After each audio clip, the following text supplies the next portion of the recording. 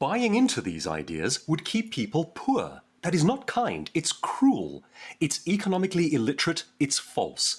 This is important. There's a new show on UK TV. It's called How to Get Filthy Rich. Filthy. The bias is in the title. And on the subject of wealth and poverty, it gets everything wrong.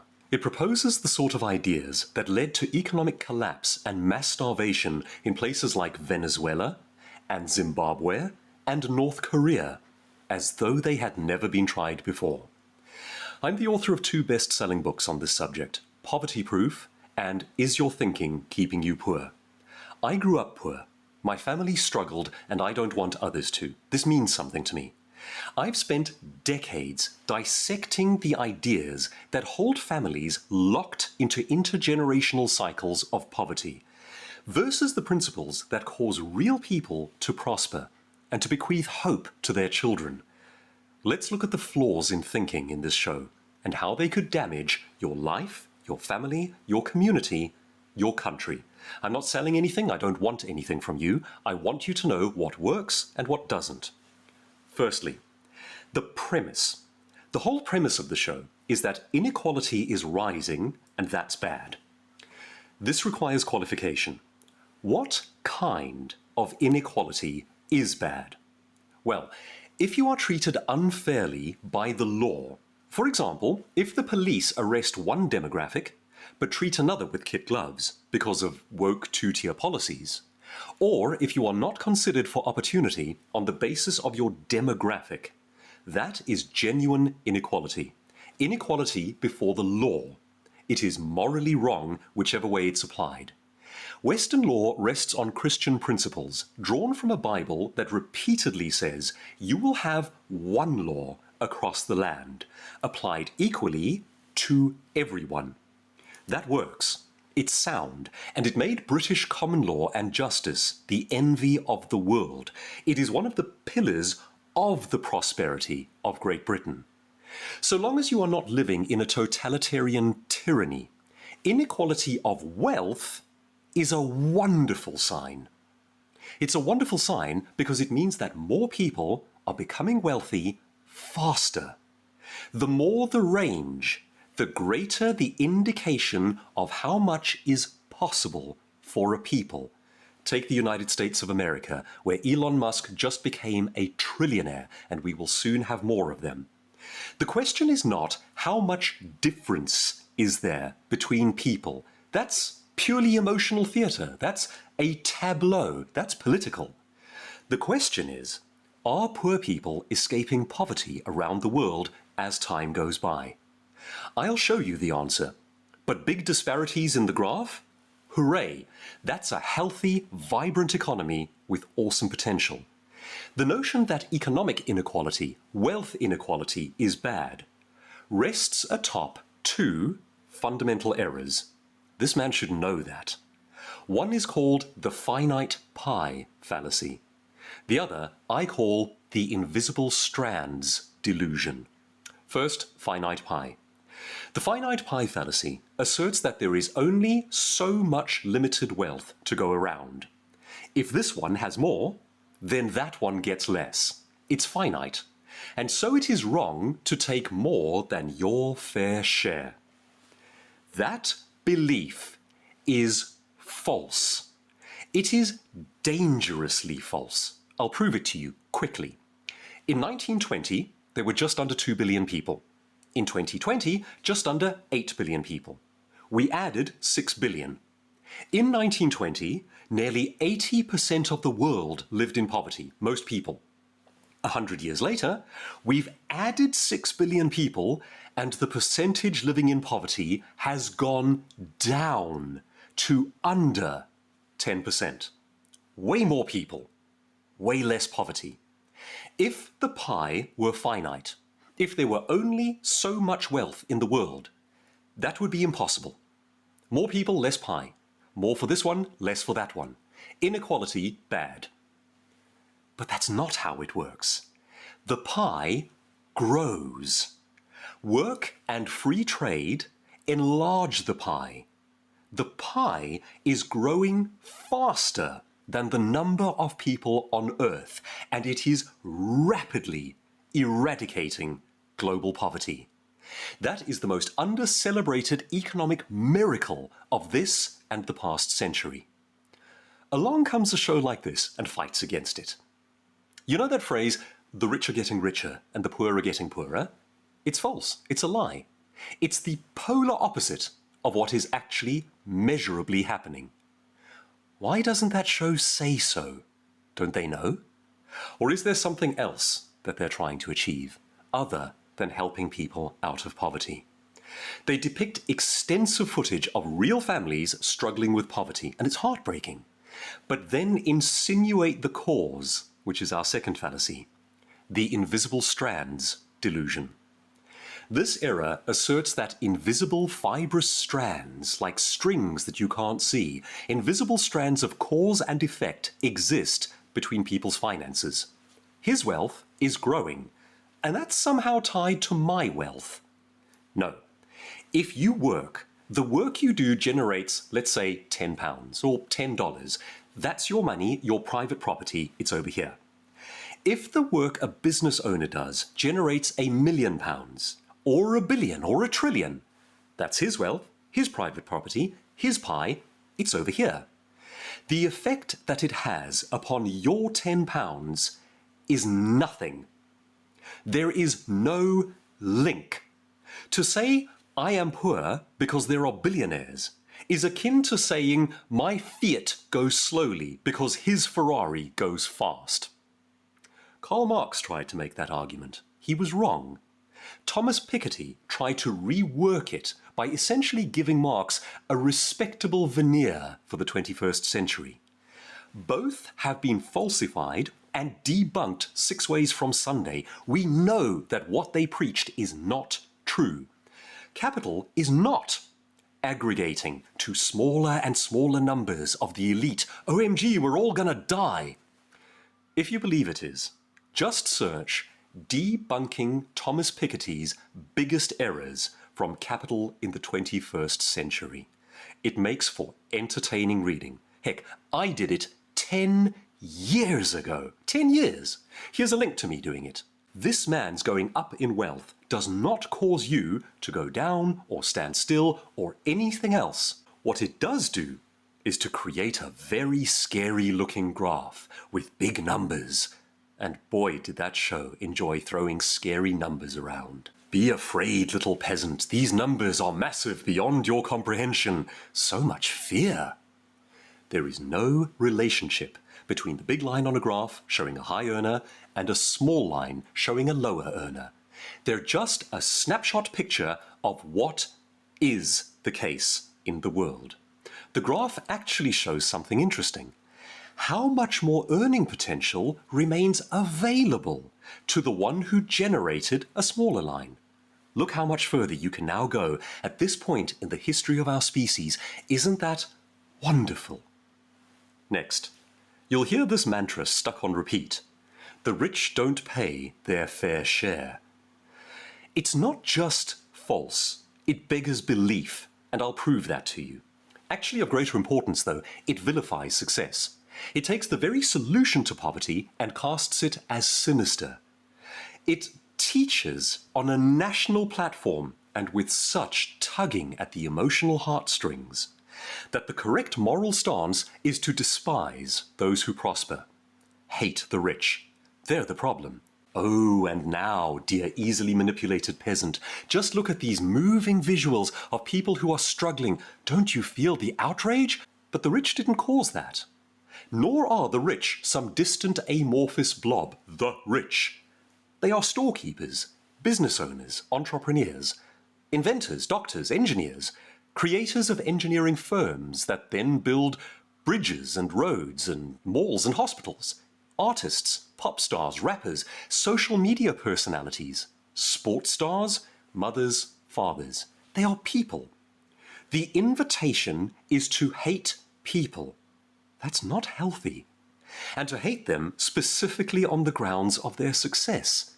How incredibly ugly. My parents taught me not to envy others. It's morally wrong and it's poor character. Now, do the rich pay their fair share? In the show, you hear, I worry what will happen if rich people increasingly stop paying taxes. Nobody even challenged that. It just went out on air as though it's true. The rich pay more tax than anyone else by orders of magnitude. Okay, picture this.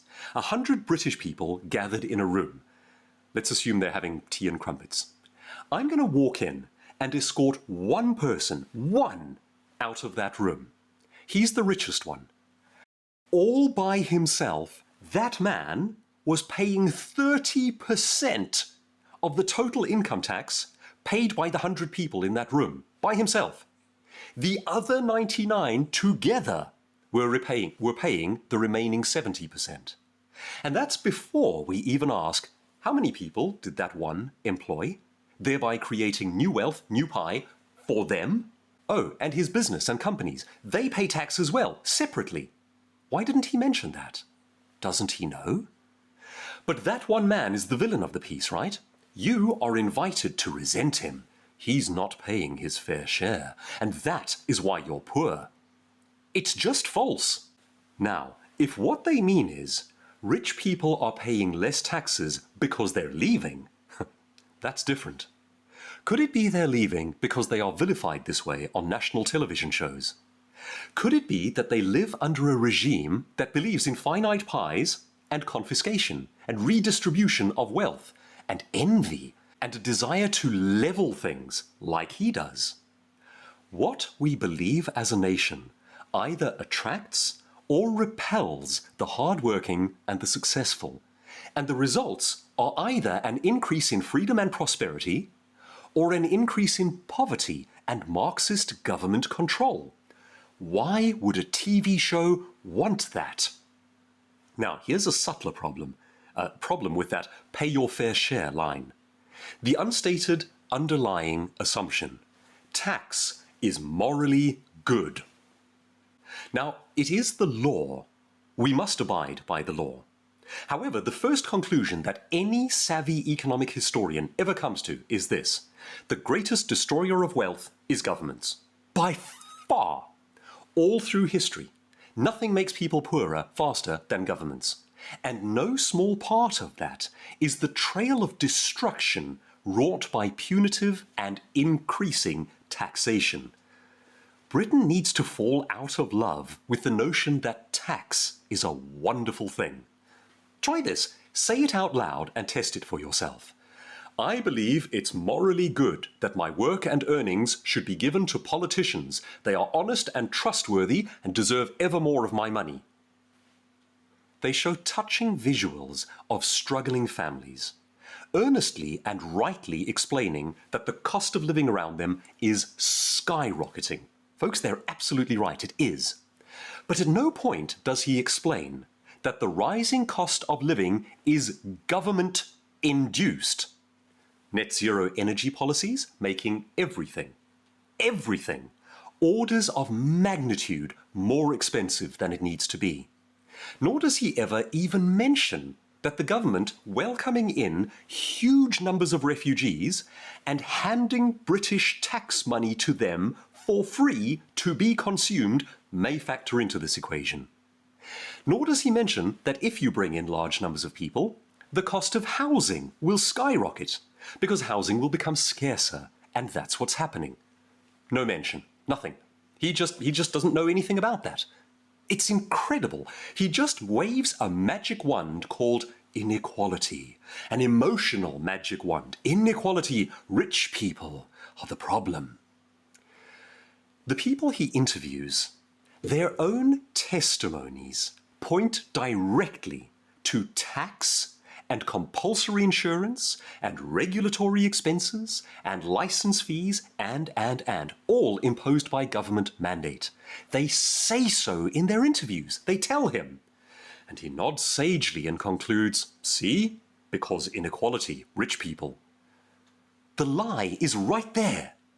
Study wealth and poverty across nations and history, and you quickly learn this simple principle. The lowering of taxation causes populations to prosper mightily. Why does he never call for that? No? Not important. Okay. Greed. Government greed slows prosperity across entire populations, or even reverses it. But he wants more. How cruel. In the UK, an average person pays between 20 to 45% of their income tax, their tax in income tax to the government. And folks, we're just getting started. Then there's national insurance, then employer national insurance, then pension tax, then council tax, then VAT, which is a tax on everything you buy, and everything you buy is more expensive because of higher energy costs. Fuel duty tax, vehicle excise duty, insurance premium tax, stamp duty if you buy a home, capital gains tax if you invest, dividend tax. If your employer makes a profit, before they can pay you more, corporation tax. You want to travel? Air passenger duty, alcohol duty, tobacco duty, sugar duty, plastic packaging duty on the things that have been made more expensive by net zero, landfill tax, climate-related levies, TV license, and if you die, inheritance tax. People are struggling. Yes, the government took most of their money. And as for the little left over, they made buying things with that little left over way more expensive. That rich guy with several condos, he didn't do that to you. You don't have a rich guy problem. You have a government greed problem. How many times is your pound taxed before it reaches your family? Governments that lower tax generally take in more revenues. Why? Because then successful people stop leaving your country. And more people rise up and create new businesses, new jobs, new inventions, new industry, and it attracts more and more investment. And suddenly, along with low taxation, you have a way more prosperous country. But filthy rich is openly saying that the economy is rigged in favor of the rich. False. It could not be more hostile to those who make and create and trade and do. Hell, just watch Clarkson's Farm to see how they pound farmers into the ground. It's not rich people. Filthy Rich. That show is incredible. It never once attacks the real culprits causing suffering in Britain. It repeatedly insinuates that the problem is rich people and inequality. The wrong target entirely, and a boogeyman and a red herring. He wants a leveling. That impulse to level people is pure Marxism, the most impoverishing idea our species has ever inflicted on itself. He openly proposes punitive taxes for the rich, confiscation by government force of a part of their wealth. They'll leave, taking their wealth and jobs and innovation with them. That's how it always works. And what he's proposing is just theft. I want some of your money taken away. Well, okay, mate. I think you earn more than I do. I want some of your money taken away. You're richer than me. I want to use the state to bully and steal from you. You know, I kept wondering when he would stop and ask the most basic of all questions. Where does wealth actually come from? How is it generated in the first place? As economic historian Dr. Thomas Sowell points out, there's nothing interesting about poverty. It's the original default state. Everything starts at nothing. What's interesting is where wealth comes from and how we make more of it to solve the poverty problem. But nope, it never even comes up. He doesn't care. It's just, this lot has more than us. We should be bitter. Wow. Folks, we've come too far. We've seen too much world history. Nations rising and falling because of bad ideas like this. To do it again, and to do it again in Britain, it hurts people. These are the ideas of Karl Marx and Thomas Piketty. That show is contributing to creating the very problem it pretends to solve. It's unnecessary. Britain, you can be free. You can be wealthy. You can prosper. You know what? Watch his show. You can learn a lot from it. Dissect the fallacies, the way it attempts to manipulate you into feeling all the right, delicious, righteous grievances. It's an emotional stew of toxic crap. See it soberly for what it is. And when you hear a good and honest person falling for it, help them. Give them a little guidance. Show them how this all works. Every proposal that show makes has been tried before in places like Soviet Russia, Venezuela, Zimbabwe, Cuba. Governments have done what they're proposing. People starved. We do not have to fall into the poverty trap laid out by grievance politics peddled by people who have only this to offer. They've got more stuff than you, that's why you're suffering. You should feel envy, let's take it. That's disgusting. If you want more stuff, start a business. Take a risk. Make something. Grow something. Sell something. Do something. Serve people. Become more valuable. At a high level of complexity, invent rockets that land backwards on Earth. Or, more simply, sell delicious sandwiches to people. It doesn't matter. But be part of uplifting humanity. Not leading them down a dark trail of resentment into abject disaster. They've got more, we should take it. If you want to fight for something, fight for lower taxes, cheaper energy, less government red tape making everything needlessly costly. Britain, I wish you every prosperity. You are among the most giving and charitable people on earth, and that is a measurable fact too. When you prosper, you change things for the better. You've been a shining light for a long time. Ignore this show. It's wrong.